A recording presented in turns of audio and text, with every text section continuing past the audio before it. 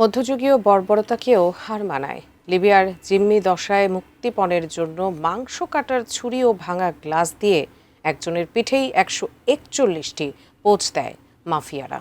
তুলে ফেলা হয় হাতের নখ, এছাড়া হাত মুখ বেঁধে নগ্ন করে চালানো হয় ভয়াবহ নির্যাতন। সেই জিম্মি দশা থেকে কিভাবে উদ্ধার হয়ে দেশে ফিরলেন মাদারীপুরের মোহাম্মদ সোহেল, শোনাচ্ছেন আবুল কালাম আজাদ।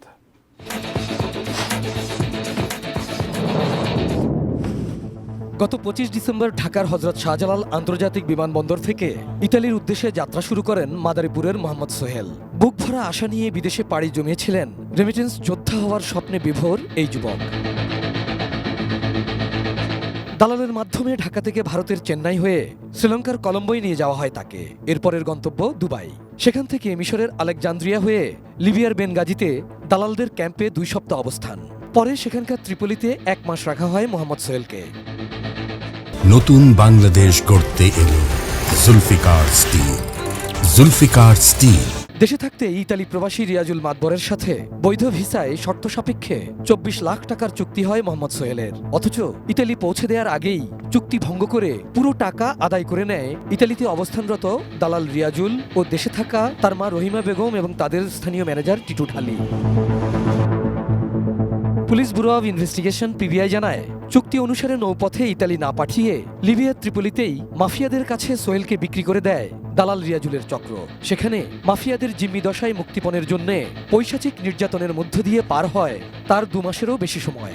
উদ্ধার হতে রিয়াজুলের চাহিদা মাফিক দেশেই তাদের অ্যাকাউন্টে 20 লাখ টাকা দেয়া হলেও মুক্তি মেলেনি সোহেলের, কারণ সেই টাকাও লুটে নেয় চক্রটি।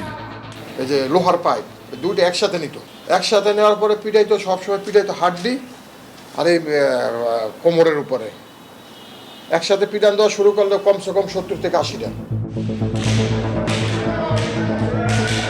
অবশেষে মোহাম্মদ সোহেলের পরিবার যোগাযোগ করে লিবিয়ার মাফিয়াদের সাথে। তাদের দেশীয় এজেন্টদের 19 লাখ টাকা দেওয়ার পর জিম্মি দশা থেকে মুক্তি পায় সোহেল। এই মাফিয়ারাও নাকি সবাই বাংলাদেশি নাগরিক, যারা মুক্তিপণ আদায়ে জিম্মি দশায় আরও 13 বাংলাদেশির উপর নৃশংস নির্যাতন চালায়। পরে আন্তর্জাতিক বিভিন্ন সংস্থার সহযোগিতায় মোহাম্মদ সোহেলকে উদ্ধার করে বাংলাদেশে ফেরত আনে পিবিআই। 141টা পোঁচ দিয়েছে আমার পিঠে এখনো আছে সব দাগ। এ ঘটনায় মাদারীপুর থেকে ইতালি প্রবাসী দালাল রিয়াজুলের মা ও তার স্থানীয় ম্যানেজার সহ চক্রের 3 সদস্যকে গ্রেপ্তার করা হয়, যারা এ পর্যন্ত শতাধিক মানুষকে ইতালি নেয়ার নামে চুক্তি করেছিল। একে একে 49টা ব্যাংক অ্যাকাউন্ট পাই, যে সকল অ্যাকাউন্টগুলো থেকে তারা বিভিন্ন সময় লেনদেন করেছে।